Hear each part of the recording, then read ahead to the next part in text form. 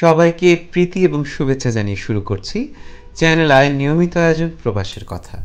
আমি স্বপ্নিল সজীব আছি আপনাদের সাথে, আর আজ আমাদের সাথে আছেন একজন বিশেষ ব্যক্তিত্ব, যিনি একজন সফল চিকিৎসক, একজন সাংস্কৃতিক ব্যক্তিত্ব এবং আমার কাছে তিনি একজন সৃষ্টিশীল মানুষ। তিনি আমাদের সকলের প্রিয় চৌধুরী মোহাম্মদ সারোয়ারুল হাসান। শুভেচ্ছা আপনাকে। অনেক ধন্যবাদ স্বপ্নিল, আজকে আপনাদের এই অনুষ্ঠানে আমাকে নিয়ে আসার জন্য। আপনার সেবার দ্বারা আপনি মানুষকে অনুপ্রাণিত করে সুস্থ করে তোলেন। আপনার এই পেশার লাইনের গল্পটা যদি শুরু থেকে একটু বলতেন। সবচেয়ে শুরুতে বলতে হবে, আমি একজন ঢাকা বিশ্ববিদ্যালয়ের গর্বিত ছাত্র। ঢাকা বিশ্ববিদ্যালয় থেকে ফার্মেসিতে আমি অনার্স আর মাস্টার্স করেছিলাম এবং 1971 সালে যখন যুদ্ধ হয়েছিল তখন আমি বাংলাদেশ লিবারেশন ফোর্স, সেটার ঠাকুরগাঁ এলাকার একটা ছোট ইউনিটের, ছোট গেরিলা ইউনিটের সেকেন্ড ইন কমান্ড ছিলাম এবং তারপরে আবার ঢাকা বিশ্ববিদ্যালয়ে ফিরে আসি 1972 সালে এবং পরবর্তীতে আমাদের অনার্স শেষ হয় এবং 1974 সালে আমি মাস্টার্স ডিগ্রি নেওয়ার পরে যুক্তরাষ্ট্রে ইমিগ্রেশন নিয়ে ফার্মাসিস্ট হিসাবে এদেশে আসি এবং পরবর্তীতে আমি 1 বছর ফার্মেসির উপরে ইন্টার্নশিপ করেছি এবং সেই ইন্টার্নশিপের পরে আমি 3টি পরীক্ষায় উত্তীর্ণ হয়ে আমি রেজিস্টার্ড ফার্মাসিস্ট হিসাবে লাইসেন্স পাই। আর তার পরবর্তীতে আমি একটা দুঃসাহসের পরিচয় দিয়েছিলাম, সেটি হলো লাইসেন্স পেয়েছি আমি যতদূর মনে পড়ে সেপ্টেম্বর 76 সালে, আর 77 ফেব্রুয়ারির মধ্যে আমি নিউ ইয়র্কে বাঙালির মালিকানাধীন প্রথম ফার্মেসি প্রতিষ্ঠা করি। আমি এবং আমার এক বন্ধু মিলে, তার নাম ছিল আবুল কে আলম, এবং এটি হলো নিউ ইয়র্কে তথা যুক্তরাষ্ট্রে বাঙালি মালিকানাধীন ফার্মেসি প্রতিষ্ঠানগুলির প্রথম সৃষ্টি। পরবর্তীতে আমার 4টি ফার্মেসি ছিল এবং 1982 সালে আমার ফার্মেসি থাকা অবস্থায় আমি ডাক্তারি পড়তে যাই। সেটার জন্য আমি মোট 4 বছর ব্যয় করেছি। তারপরে ট্রেনিং করেছি ডাক্তারের উপরে, যেটাকে এদেশে রেসিডেন্সি বলে, সেটা ট্রেনিং করেছি ইন্টারনাল মেডিসিনে 3 বছর। পরবর্তীতে আমি ওই মেডিসিন ডিপার্টমেন্টের চিফ মেডিকেল রেসিডেন্ট ছিলাম 1 বছর। আমার আন্ডারে প্রায় 120 জন ডাক্তার ছিল সেই সময়। আর ডাক্তারি পড়ার সম্বন্ধে আমি বলতে চাই, আমি যখন ডাক্তারির সেকেন্ড ইয়ারে উঠি তখনই আমি সেই আমলের ECFMG পরীক্ষা সেকেন্ড ইয়ারে থাকা অবস্থায় পাশ করেছিলাম।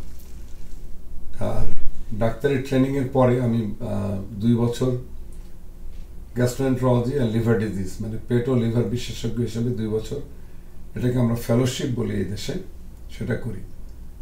সুতরাং আপনার ইন্টারমিডিয়েটের পরে আমি মোট 15 বছর পড়াশোনা ও ট্রেনিং করেছি। ছোট্ট করে একটু জানতে চাই যে বাংলাদেশের চিকিৎসা সেবা এবং এখানকার চিকিৎসা সেবার যেটা বিস্তর পার্থক্য আপনি পান, সেটা আপনার কোন জিনিসটি মনে হয়? আমি শুরু করবো একটা ছোট্ট গল্প দিয়ে। আমার কাছে এক ভদ্রলোক এসেছিলেন লিভারের চিকিৎসার জন্য, তার লিভারের প্রবলেম। আমি দেখলাম যে 6 মাসের মধ্যে তার 5টি সোনোগ্রাম করা হয়েছে। আমি সেই ভদ্রলোককে জিজ্ঞাসা করলাম যে, ভাই, আপনি কি সোনোগ্রাম অত্যন্ত পছন্দ করেন? উনি যেহেতু উত্তর দিয়েছিলেন সেই সময়, সেটা আমার মনে একটা দাগ কেটে দিয়েছে।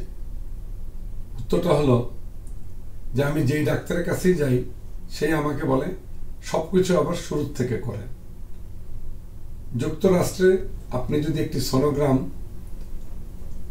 করার 6 মাসের মধ্যে আরেকবার করেন, সেটা তারা এখানে এদেশে পে করে না, ইন্স্যুরেন্স কোম্পানিগুলি সেটার জন্য পে করে না। সেখানে আমরা কয়েক মাসের মধ্যেই একজন ব্যক্তিকে 5টি সোনোগ্রাম করিয়ে তার যে অর্থনৈতিক সর্বনাশ করলাম, 5টি একই ধরনের ব্লাড টেস্ট 5 বার করিয়ে তার যে অর্থনৈতিক সর্বনাশ করলাম, এটার সাথে এই দেশের কোনো তুলনাই হয় না। আমরা বাংলাদেশে যারা চিকিৎসক আছে তাদের প্রতি আমার আবেদন, 2-1টা টেস্ট আছে, প্রতিটি ব্যক্তি এই টেস্টটি করে। তার মধ্যে একটি হলো ESR, এরিথ্রোসাইট সেডিমেন্টেশন রেট, আর সিআরপি। ইএসআর আপনার বাংলাদেশে প্রতিটি ব্যক্তিকে করা হয়। আমি এক ডায়াবেটিক হাসপাতালে খোঁজ নিয়েছিলাম, এটা করতে 80 টাকা লাগে। আমার কেন জানি মনে হয়, আমি হয়তো ভুল হইতে পারি, যে বাংলাদেশে হয়তো 5,000 কোটি টাকার খালি ইএসআর টেস্টই করা হয়, এবং প্রতিটি ডাক্তার প্রতিটি ভিজিটের জন্য ইএসআর বলে একটি টেস্ট তারা করে থাকেন। যদিও ইএসআর টেস্ট যদি বেশি হয়, তার মানে হলো তার বডিতে কোথাও না কোথাও ইনফ্লামেশন আছে। আপনার যদি সর্দি কাশি হয়, সাধারণ জ্বর হয়, তাহলে ইএসআর বেড়ে যেতে পারে।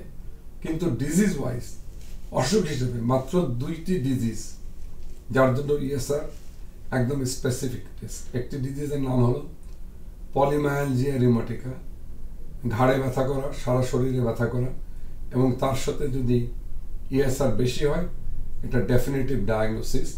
এটা সাধারণ আর্থ্রাইটিস না, এটা পলিমায়ালজিয়া রিউমাটিকা, এটা একটা ডিজিজের নাম। অথবা আরেকটি ডিজিজের জন্য এটা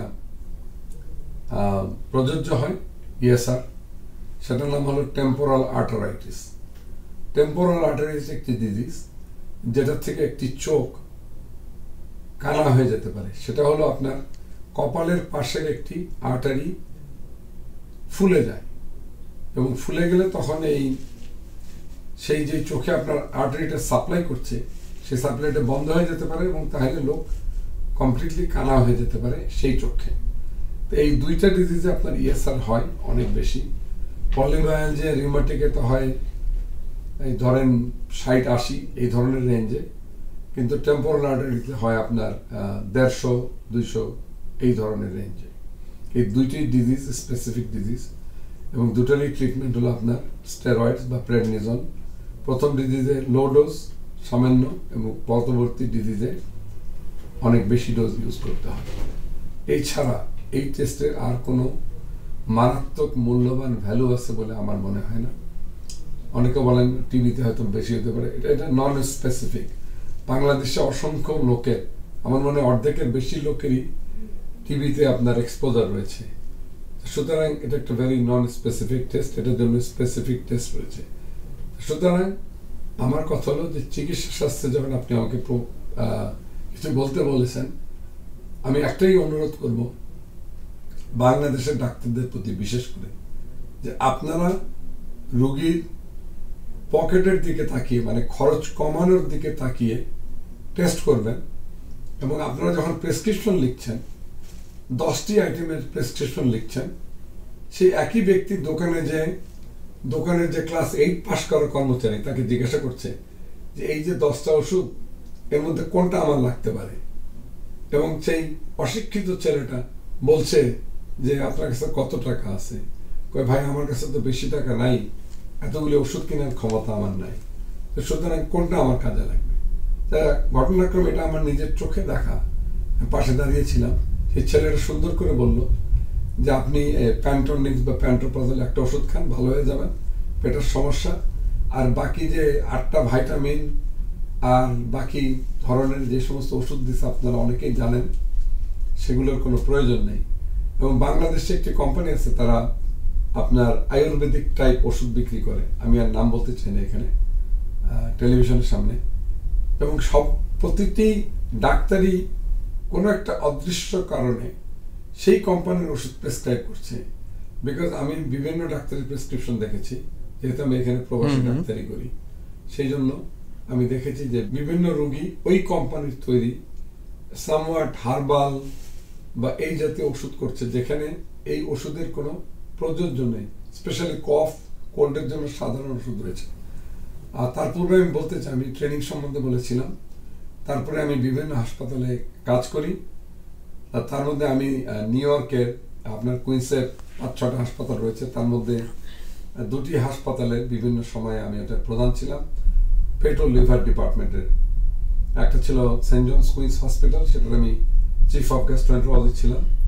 পরে ফ্লাশিং হসপিটাল, যে নিউ ইয়র্কে যারা থাকেন সবাই চেনেন, সেটার আমি গ্যাস্ট্রোএন্টারোলজি ডিপার্টমেন্টের ডিরেক্টর অফ জিআই ছিলাম, গ্যাস্ট্রোএন্টারোলজি। আর সর্বশেষে ছিলাম ব্রুকলিনের একটি হাসপাতাল, সেটার নাম হলো ইন্টারফেথ মেডিকেল সেন্টার, এখন বর্তমান নাম ওয়ান ব্রুকলিন হেলথ। সেই ইন্টারফেথ শাখার আমি গ্যাস্ট্রোএন্টারোলজি ডিপার্টমেন্টের প্রধান ছিলাম। ইন জেনারেল সকল মানুষের কাছেই শুনে থাকি আমরা, আমাদের এই খাবারটি খেলে গ্যাসের প্রবলেম হয়, ওই খাবারটি খেলে পেটের প্রবলেম হয়। আপনি একজন স্পেশালিস্ট হিসেবে কি বলতে চান যে কোন কোন খাবারগুলো বেশি খেলে আমাদের এই ধরনের সমস্যা থেকে আমরা নিজেদেরকে পরিত্রাণ পেতে পারি? ধন্যবাদ এই প্রশ্নটা করার জন্য। এটা চমৎকার প্রশ্ন। এর উত্তরটা হলে আমি অসম্ভবভাবে খাবার নিউট্রাল। আমি যে কোনো ব্যক্তি যখন আমাকে বলে আমি এই খাবারটি খেতে পারবো কি পারবো না, আমার কাছে কোনো না খাওয়ার লিস্ট নাই। এখন পর্যন্ত এই লিস্টটা আমি আবিষ্কার করতে পারিনি এই খাবারগুলি কোনো ব্যক্তি খেতে পারবে না। না, তারা সব কিছুই খেতে পারবে, তবে সে যদি ডিম খায় তারপরে যদি পেটের মধ্যে সমস্যা হয় অবশ্যই ডিম পরিহার করতে হবে। সুতরাং আমার কোনো 10টা খাবারের লিস্টই নাই যে এই খাবারগুলি জনগণ খেতে পারবে না।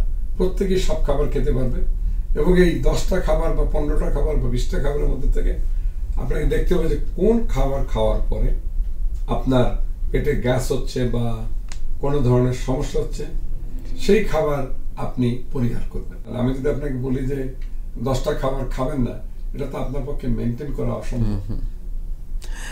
আমি জানি যে আপনি কিন্তু খুব লেখালেখির উপর আপনার দুর্বলতা এবং ভালোবাসা আছে। আপনি পত্রিকায় লেখালেখি করতেন এবং আপনার পত্রিকাও ছিল, এই বিষয়ে যদি আমাদেরকে একটু বলতেন।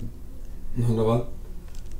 লেখাপড়া, আমার মা সবসময় বলেছেন, উনি মারা গেছেন এই বছর এপ্রিল মাসে 91 বছর বয়সে।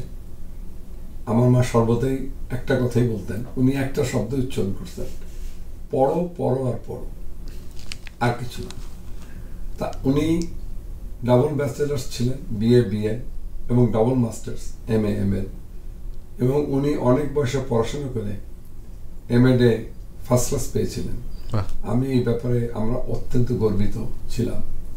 এবং উনি জেনারেল হিস্ট্রির উপরে ঢাকা বিশ্ববিদ্যালয় থেকে এক্সটার্নাল ক্যান্ডিডেট হিসেবে মাস্টার্স ডিগ্রিও পেয়েছিলেন পরীক্ষা পাশ করে।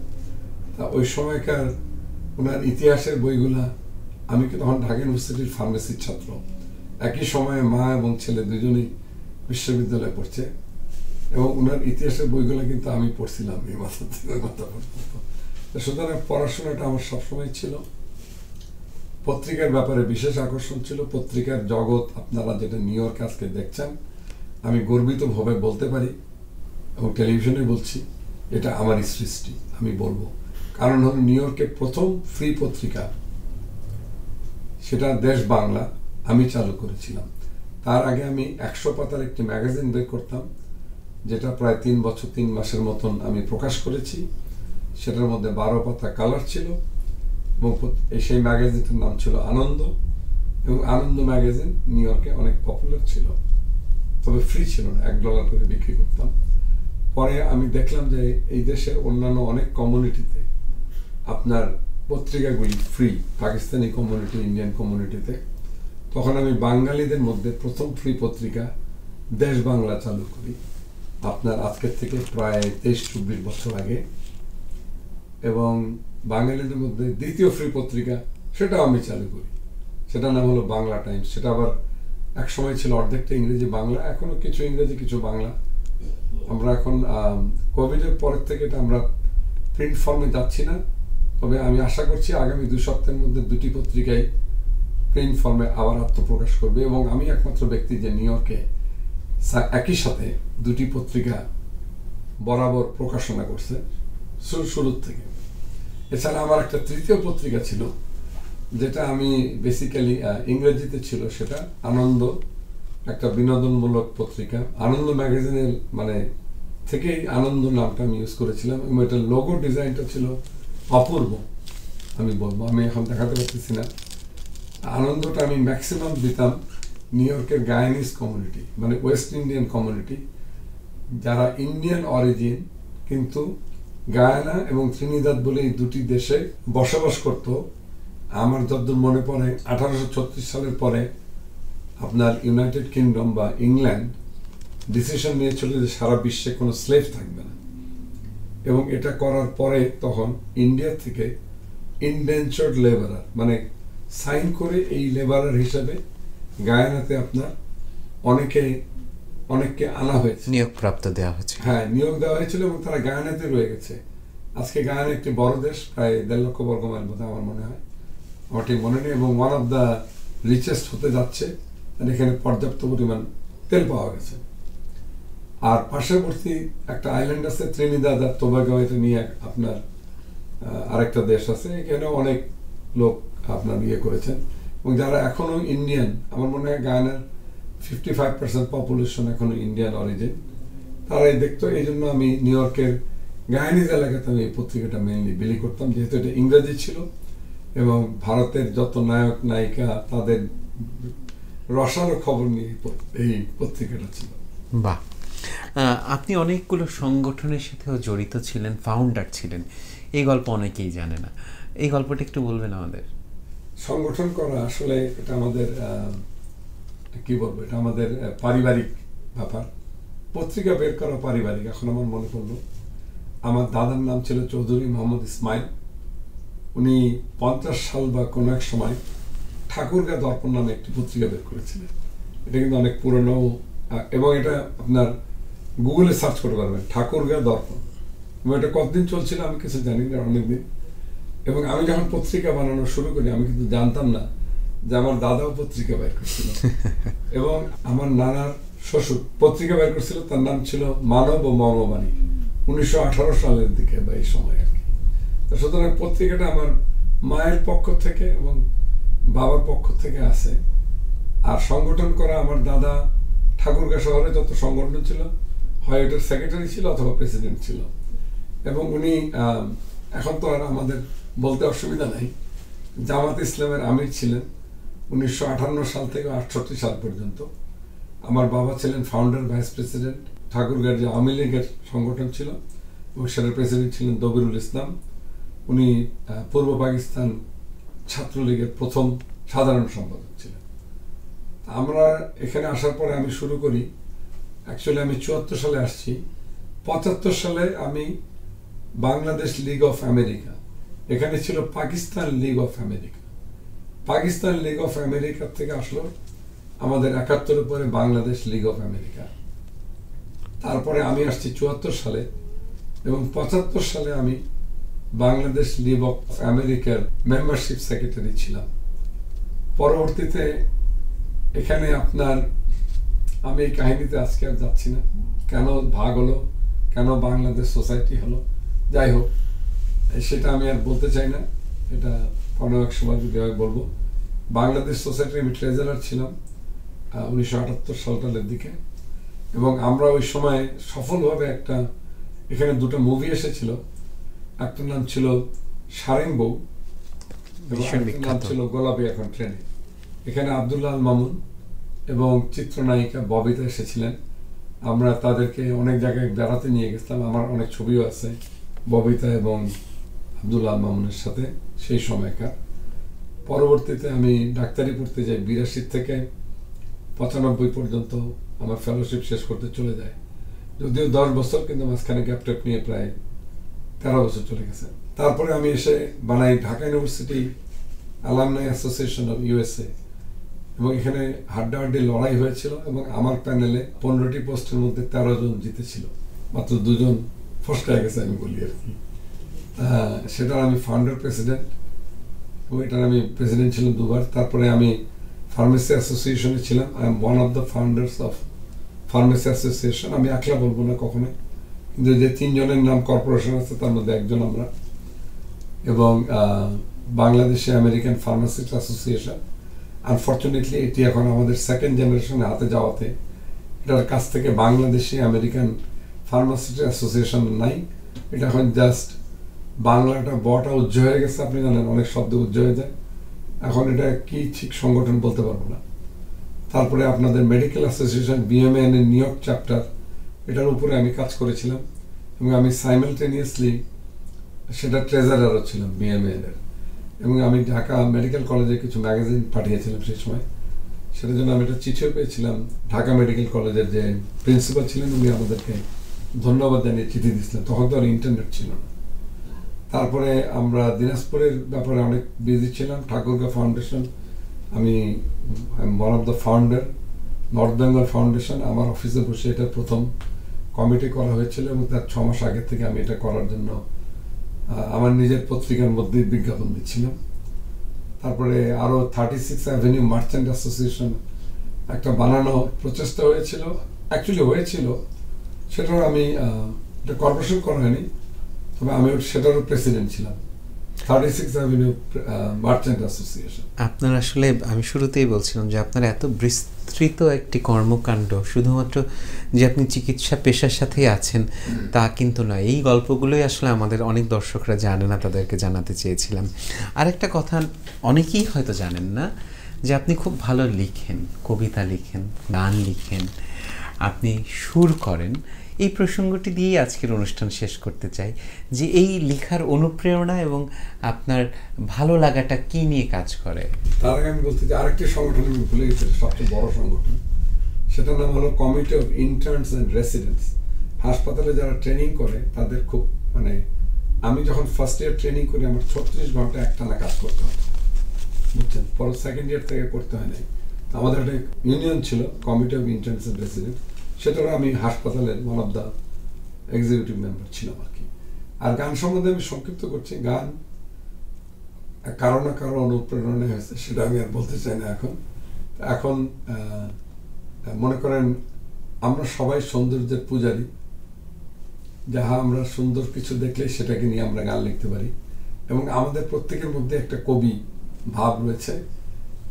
আর এটা আমি বলতেই হবে যে বাংলাদেশে সবাই কিন্তু গান গায়, পাখিও গান গায়, যারা রিক্সা চালায় তারাও গান গায়, যারা সিএনজি চালায় তারাও গান গায়, বাস ড্রাইভারও গান গায়। বাংলাদেশ, সমগ্র বাংলাদেশ একটি দেশ যেখানে গানের প্রতি সবারই একটা প্রীতি রয়েছে, ভালোবাসা রয়েছে।